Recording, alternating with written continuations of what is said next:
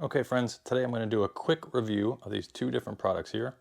We have the Escape module from TIHK. It's available some other places too. I think I've seen it on Shomer Tech's website. And the Spie Stick from ITS Tactical. And this is how I carry my tools over here. We'll talk about that later. And let's do a super brief overview. We have here, it's like, I don't know, 3.5, 4 inches long by 1 inch wide. O-ring, screw together. Magnesium, I think, capsule. And inside there we got a little handcuff key. Let's lay all this stuff out. Ceramic blade, a striker bar. We have a bend to fit tension wrench. We have a couple picking tools, interested in that. Diamond rod here, some Kevlar cord here. I already opened this and took that apart. It used to be wound really nicely. Fire starting strands, and that's it. Okay, we have the contents laid out here, and I'm going to work left to right. I did open this one time before and play with these just once, so I'm kind of cheating a little bit. This is not exactly an unboxing, but here is your bend to fit tension wrench. Let's just get started. Put this in my master number 3 here. I will bend it. Got a nice curve to it. These smaller tension wrenches will sometimes slip out of place and they'll swing loose like that. So I have to pay attention here because it's so thin. I'm going to try and angle it in and try and get it to keep that set. And let's see how long an entry will take. Just a basic raking attack is all I'm really interested in right now. And like I said, this is only my second time using these tools.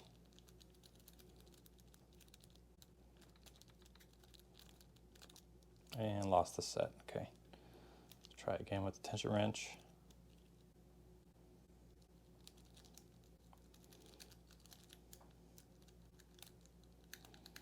And remember, this is in a perfect environment. This is at desk height. The lock is not attached to anything. I'm using my correct hands right where I want them. So whatever my entry time is here, I can probably multiply it by 2 or 3 or 4 in the field.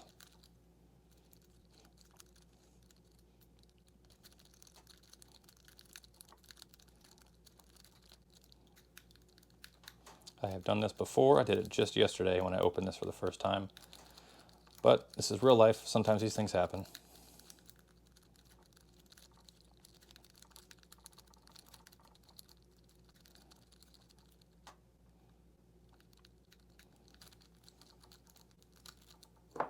Geez, oof, okay. So really no huge problems with the tools. This is a little bit slick in my hand. It's kind of hard to, my fingers kind of want to jump off of this just because it's small and smooth. Tension wrench was fine for a 2-inch long storage kit. So we have a successful entry. I'm not too worried about this single pin picking here. Let's move this stuff to the side. So at least we have something. Great, we can confirm that. Next, we have a, looks like a thin, easy decoder or shim tool. And we have a thick, rigid knife tool. Let's take a look at those. For one of the most common bypasses in the lockpicking world, the Master 175. Let's see if we can get this tool in.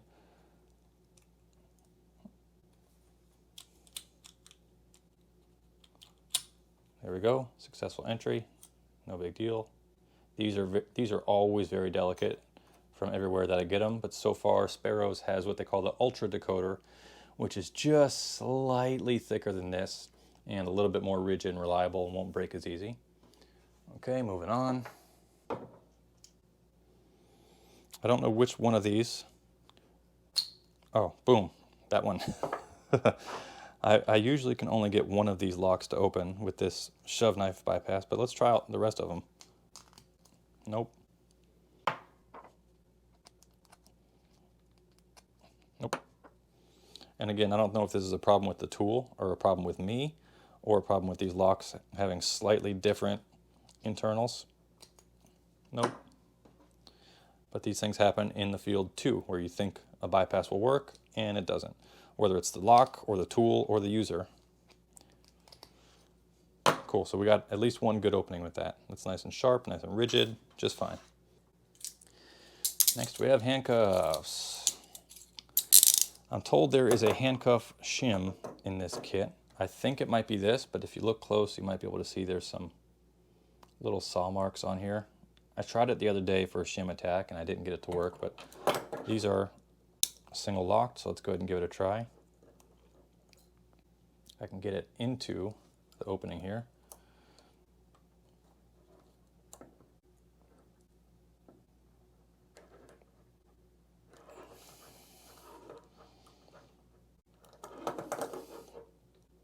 Oh, well, I got it. It wasn't easy, and that's damaged.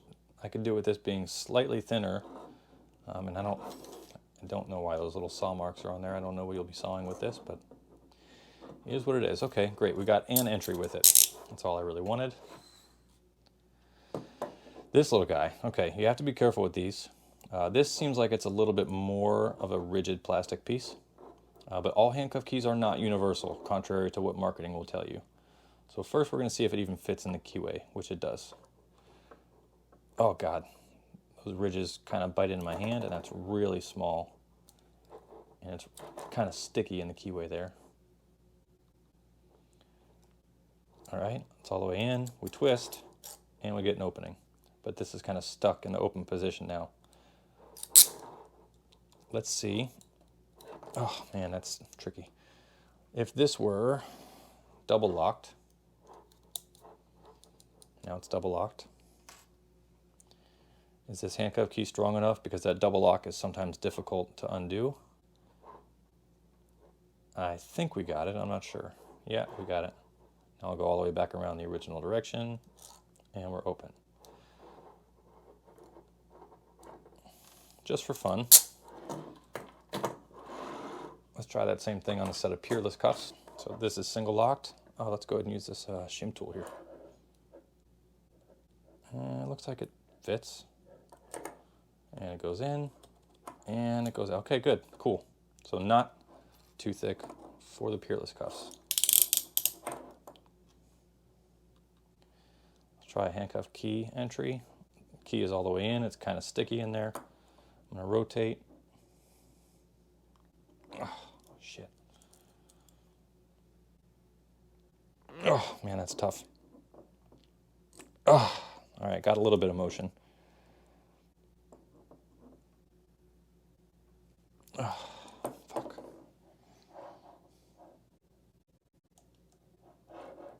Oh, man, that was really tough. Look at my digging into my fingers there.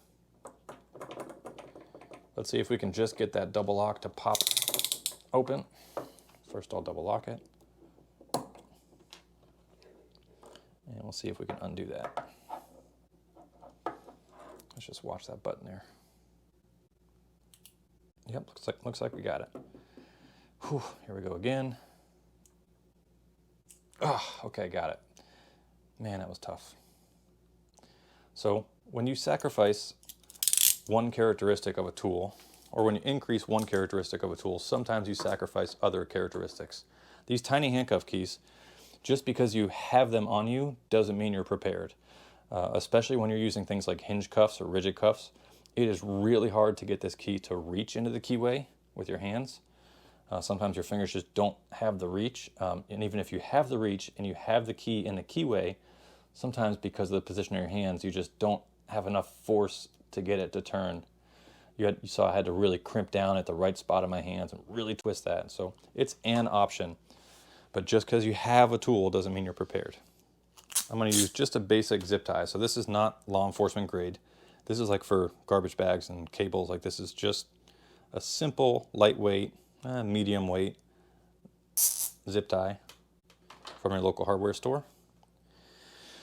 I'm going to try and find it for this video, but I'm pretty sure I saw a comment from one of these tool manufacturers, I can't remember which, might have been ITS or it might have been TIC, that said their diamond rods will make short work of zip ties or flex cuffs, but let's go and give that a shot.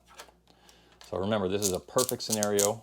I'm not even really zip tied, but my hand is in front of my face. I have the right time, the right angle, the right lighting, and let's just see how long this takes.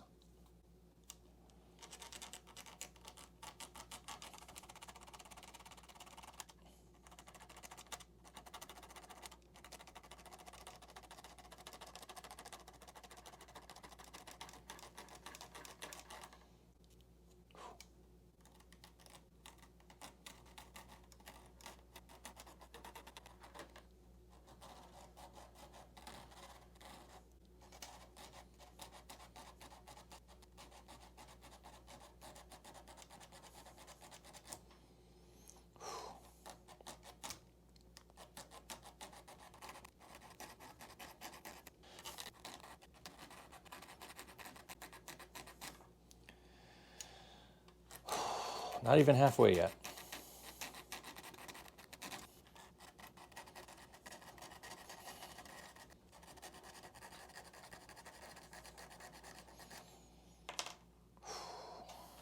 Let's do a close-up look here. Still not even halfway.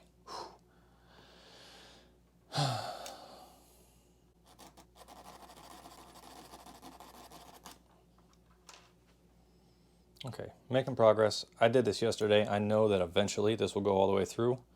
There is another diamond rod in the other capsule. We're going to try that one next. So we'll say that it does something on flex cuffs, but it's not the absolute best option out there. This is awesome.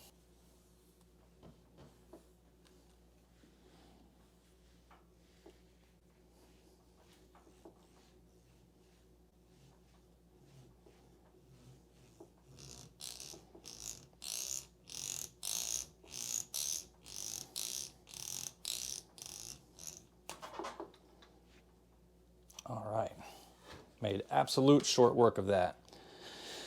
Whew, that Kevlar cord is awesome. All right, so that's the Escape and Evasion module. That's about $100, and it's got all these little tools in it. I'm not so interested in the fire starter or the ceramic blade, but as far as entries and escapes, it's an option. We're going to do a podcast episode in depth after this video, and we're going to talk about some cool bonus material. And on to the next product.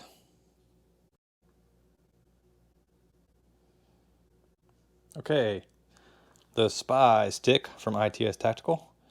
I opened this up yesterday. This is my second time ever opening it up. It comes in some really nice packaging, and I'm glad I didn't publish my video yesterday because I could not figure out how to get these tools out of here like a big dummy. I like this tension wrench a lot. I couldn't figure out how to get tools out, but this is what I discovered after I filmed my first product review. So I'm glad I took my time and checked over my video and did some double checking, because that's a nice feature. And again, I'm not really interested in the fire starter and striker, but let's take this thing out, take it apart. And that's it, empty. So you have a tiny compass here in the cap, and it looks like north is working correctly. Let's get this out of the way.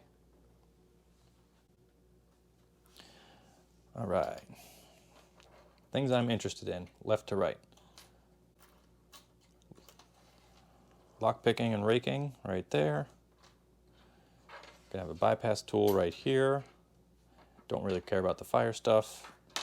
Handcuff key and diamond rod saw. Cool, let's get cracking. Again, this is my second time using this set, and you can see tension wrench is kind of too small to get a good set in a master number 3, but if you angle it, you can kind of keep that set. You just got to pay attention to it. And I do like the shape and the bend here a lot. I don't know why they did a tip up rake, or maybe that's a tip down rake, but it's at a weird angle. No big deal. I did get a successful entry yesterday. Let's get another one today. And of course, everything is always slower when the video camera is on. Classic. I actually did this upside down yesterday and it worked just fine too. Oh, almost.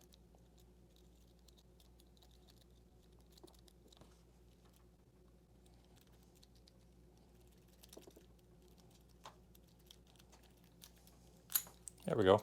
Sub 1 minute entry, not bad. Felt just fine in my hand. Again, just because of the sacrifice in size, it was kind of hard to hold on to this. But not a big deal, we got it to work. Not really interested in the single pin picking right now. I really like the tension wrench. They did a good job with this design. I just wish it were a tiny bit thicker. That's what she said. Okay, let's move this stuff to the side. I don't know why there's not a thin, flexible shim or easy decoder tool. They just have the thick one here. I would have actually, I think that these locking dog bypasses where you go up into the padlock and move a locking dog, I think those are way less common, and I probably think you get more bang out of your buck for using a flexible tool to get into the Master 175s, but no big deal. The cool thing about once you buy a product and test a product and see what's in it, you can modify that. So I would actually put my own easy decoders in this kit if I carried this a lot. But let's see if we can get it to work. So we know that this technique works because we did it. We know that it works on this padlock because we did it with our other set. Let's just try this real quick. It's not even easy to get with a full-handled tool. Oh, man.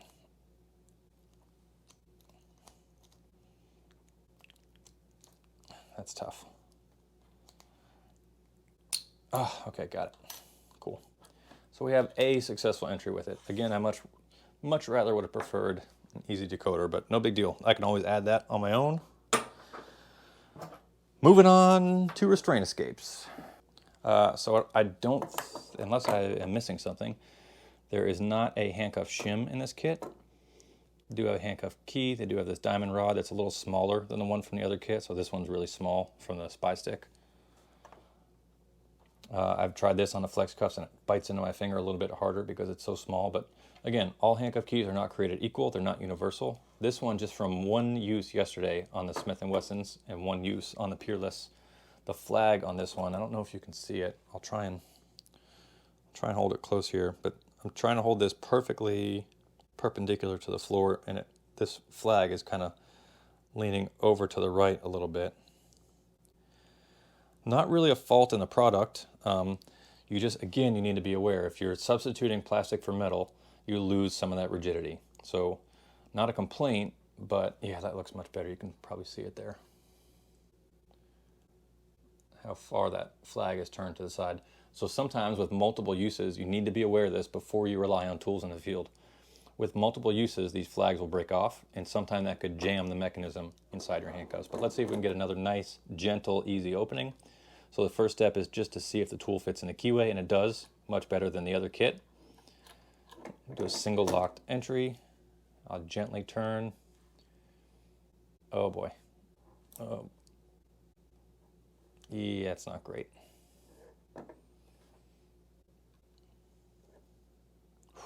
I'm scared I'm going to break that flag off. Yeah. Oh boy. So the flag's almost gone. Oh, sorry about the shaky. Flag's almost gone. I'm still going to... Ooh, yeah. Yep, that's done. Okay, so that's basically a single-use handcuff key. Again, as long as you know what you're getting and you're not being lied to in the process, like, hey, you can use this 100 times. No, I can't. I can only use it once. So as long as that's not the claim, if they're saying it's an emergency key, use caution with it. I wish they would tell you the marketing, where the limitations of the tools are. I wish a lot more companies would tell you the limitation of their tools. So this might be like a one-use or two-use tool. So that flag is really flexible right now. I mean, fuck it. It's the worst that can happen. I break another pair of handcuffs. I'm going to try and get an opening here, but it's not looking good. Yep, we got full spin here. So that flag is gone inside the handcuff key. So not really specifically a complaint about the product, but you have to know the limitations of your tools. Okay, so we're done with that. And the last thing I'm going to do here for this Spie Stick set is we're going to see how quick we can get this diamond saw to cut through a zip tie. And again, this is a perfect scenario. Tons of good lighting. I'm pretend zip cuffed in front of my face so I can see what I'm doing. I'm on a desk. I'm in the AC. Got nothing to worry about. No one's watching over me. So even in these conditions, especially in these conditions, if I can get a tool that, like, it's okay-ish, when you get out into the field, you're going to have to multiply that by 2, 3, 4 times. So right now I'm using this diamond rod to saw through this zip cuff or zip tie. And this looks like maybe it's going a little quicker because it's thinner than the last module we tried. Yeah, it looks like it's definitely cutting quicker, but it's still not fucking magic. So if you're thinking, I'll just zip right through, that's not the case. I did do this yesterday and I got all the way through. It took me, I don't know, 10 minutes or so. So I don't necessarily have to do that today. But you can see we're moving pretty quick. Compared to 550 cord or Kevlar cord, this is taking forever. But as far as sawing through plastic with a little tiny piece of metal, we're making progress. Cool. So we took a look at it. Those are the two separate kits and their components. I'm not really concerned with how easy it is to get these tools back in. I did it yesterday. It was doable. But